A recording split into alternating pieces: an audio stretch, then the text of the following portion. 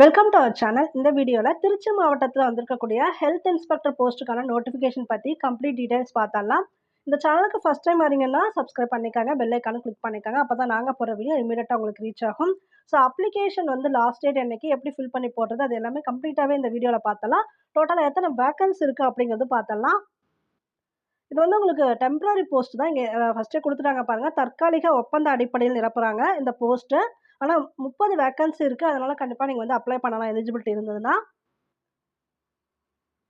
சுகாதார ஆய்வாளர், பதவியின் பெயர் சுகாதார ஆய்வாளர், மல்டிபர்பஸ் ஹெல்த் ஒர்க்கர் இல்லை ஹெல்த் இன்ஸ்பெக்டர்னு சொல்லலாம்.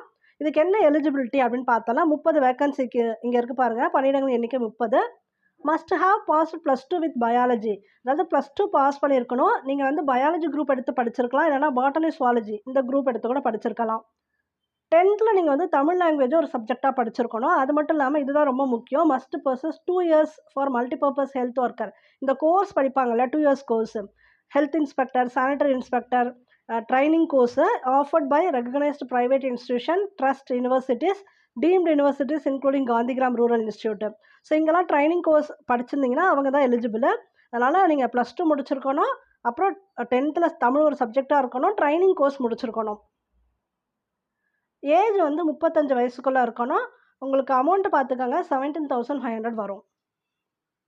இதுக்கு என்னென்ன நிபந்தனைகள் அப்படின்னா, இந்த பதவி வந்து முற்றிலும் தற்காலிகமானது. 11 மந்த்ஸ் கொடுத்துருக்காங்க. எந்த ஒரு காலத்துலையும் பணி நிரந்தரம் செய்யப்பட மாட்டாது. பணியில் சேருவதற்கான சுய விருப்ப ஒப்புதல் கடிதம் கொடுக்கணும். காலி பணியிட விவரம் மாறுதலுக்கு உட்பட்டது. இங்கே 30 கொடுத்துருக்காங்க, இது கொஞ்சம் சேஞ்ச் ஆகலான்னு கொடுத்துருக்காங்க. பணி நியமனம் வழங்கப்படும் பணியிடத்தில் தங்கி பணிபுரிய வேண்டும். மேலும் பணியிட மாறுதல் கிடையாது. நீங்கள் ஒரு எக்ஸ்பீரியன்ஸ்க்காக இது வந்து கண்டிப்பாக போய் தெரிஞ்சுக்கலாம். விண்ணப்பம் வந்து லாஸ்ட் டேட் என்னைக்குள்ளே வரணும் அப்படின்னா 7/8/2026, அதாவது வெள்ளிக்கிழமை மாலை 5 மணிக்குள்ளே நீங்கள் வந்து விண்ணப்பம் அனுப்பிச்சிருக்கணும். விண்ணப்பங்கள் அனுப்ப வேண்டிய முகவரி கொடுத்துருக்காங்க. நீங்கள் நேரில் கூட சப்மிட் பண்ணலாம், இல்லைனா போஸ்ட்டில் அனுப்பலாம். மாவட்ட சுகாதார அலுவலர், மாவட்ட சுகாதார அலுவலகம், Race Course Road, Jamal Mohammed கல்லூரி அருகில், டிவிஎஸ் டோல்கேட், திருச்சிராப்பள்ளி 620020. இங்கிலீஷ்லேயும் கொடுத்துருக்காங்க, நீங்கள் இங்கிலீஷில் வேணாலும் எழுதிக்காங்க. விண்ணப்ப படிவம் திருச்சிராப்பள்ளி மாவட்ட ஆட்சியர் இணையதளம் மூலம் பதிவிறக்கம் செய்து கொள்ளலாம். அங்கே அட்ரஸ் கொடுத்துருக்காங்க பாருங்கள், கூகுளில் இது டைப் பண்ணிங்கன்னா டைரெக்டாக நீங்கள் வந்து அப்ளிகேஷன் டவுன்லோட் பண்ணுற மாதிரி வரும். விண்ணப்பங்கள் நேரிலோ விரைவு தபால் ஸ்பீட் போஸ்ட் மூலமாக கூட அனுப்பலான்னு கொடுத்துருக்காங்க. இல்லை டைரெக்டாகவும் நீங்கள் வந்து திருச்சி என்னடாலும் இருக்கீங்க அப்படின்னா நீங்கள் வந்து டைரெக்டாகவே சப்மிட் பண்ணிக்கலாம். ஸோ இது கூட என்னென்ன அட்டாச் பண்ணணும், விண்ணப்பம் எப்படி வந்து நீங்கள் ஃபில் பண்ணணும் அப்படிங்கிறத பார்த்தலாம். பதவியின் பெயர் கொடுத்துருங்க, அங்கே ஏற்கனவே இருக்குல்ல, அதை அப்படியே எழுதிக்காங்க. பாஸ்போர்ட் சைஸ் ஃபோட்டோ இந்த இடத்துல ஒட்டிடணும். விண்ணப்பத்தாரோட பெயர் தெளிவாக எழுதிக்காங்க. தமிழில் கொடுத்துருக்காங்க, தமிழே எழுதிக்காங்க. தகப்பனார் இல்லைனா கணவர் பெயர், பிறந்த தேதி மற்றும் வயது, உங்களோட டேட் ஆஃப் பர்த் என்னன்னு கொடுங்க. ஏஜ் கரெக்டாக இப்போ என்ன இருக்குது அப்படிங்கிறத கொடுத்துருங்க. நீங்கள் என்ன செக்ஸ் அப்படிங்கிறத கொடுத்துருங்க, மேலா ஃபீமேலான்னு கொடுத்துருங்க.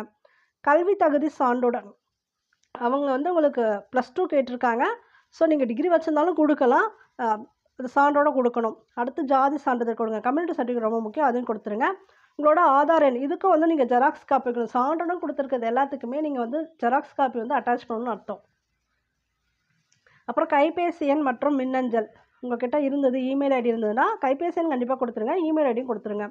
முன் அனுபவம், இதுக்கு முன்னாடி உங்களுக்கு இது சம்மந்தமாக எக்ஸ்பீரியன்ஸ் இருந்ததுன்னா அதுக்குரிய ஜெராக்ஸ் காப்பி வச்சிடணும். எக்ஸ்பீரியன்ஸ் சர்டிஃபிகேட் உரிய ஜெராக்ஸ் காப்பி வச்சிடணும்.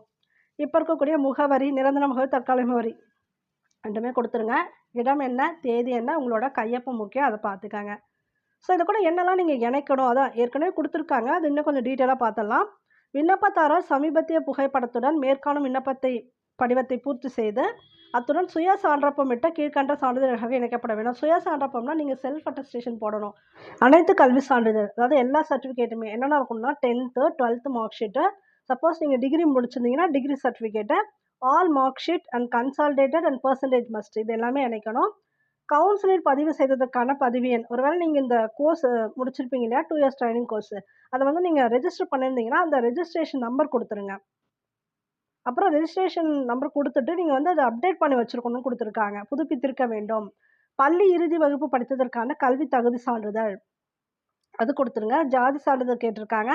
குடும்ப அட்டை மற்றும் ஆதார் அட்டை, அங்கே ஆதார் கேட்டிருந்தாங்க, இதில் குடும்ப அட்டையும் கொடுத்துருக்காங்க, அதுவும் பார்த்துக்கணும். உடல் ஊனமற்றவராக இருப்பின் அதற்கான மருத்துவத்துறை வழங்கிய சான்றிதழ், முன்னுரிமை கோருவதற்கான சான்றிதழ் ஏதாவது இருந்துச்சுன்னா நீங்கள் வந்து கொடுக்கலாம். முன் அனுபவ சான்றிதழ் இருப்பின், உங்களுக்கு எக்ஸ்பீரியன்ஸ் சர்டிஃபிகேட் இருந்ததுன்னா அதோட ஜெராக்ஸ் காப்பீஸ் வந்து இங்கே கொடுக்கலாம். கோவிட்-19 பேரிடர் காலத்தில் பணிபுரிந்திருப்பின், பணிபுரிந்த அனுபவ சான்றிதழ் இணை இயக்குனர், மருத்துவம், ஊரக நலப்பணிகள் அலுவலகத்திலிருந்து பெற்றிருக்க வேண்டும். நீங்க இங்கேருந்து வந்து அந்த சர்டிஃபிகேட் வாங்கி குடுக்கணும். உங்களுக்கு ஒரு வேள பிரையாரிட்டி குடுக்கலாம். அதனால நீங்க கோவிட்-19ல எங்கேயாவது ஒர்க் பண்ணியிருந்தீங்கன்னா, அத கூட குடுத்துருங்க. ஸோ இதெல்லாம் தான் கேட்டிருக்காங்க. ஸோ இந்த விண்ணப்பத்த நீங்க வ் டவுன்லோட் பண்ணிட்டு பதிவு செஞ்சுருங்க. அதுக்கப்புறம் நீங்க ஃபுல்லாவே என்னென்ன கேட்டிருக்காங்களோ எல்லா சர்டிஃபிகேட்ஸ் ஜெராக்ஸும் செல்ஃப் அட்டஸ்டேஷனோட இணச்சு, நீங்க அவங்க குடுத்துருக்கக்கூடிய முகவரிக்கு நேர்லயோ இல்லன்னா ஸ்பீட் போஸ்ட் மூலமா அனுப்பிச்சிடுங்க. ஓகே. இந்த சேனலுக்கு ஃபர்ஸ்ட் டைம் வரீங்கன்னா சப்ஸ்கிரைப் பண்ணிடுங்க. பெல் ஐகான கிளிக் பண்ணிக்கங்க. அப்பதான் நாங்க போடுற வீடியோ இம்மீடியட்டா உங்களுக்கு ரீச் ஆகும். தேங்க் யூ ஃபார் வாட்சிங்.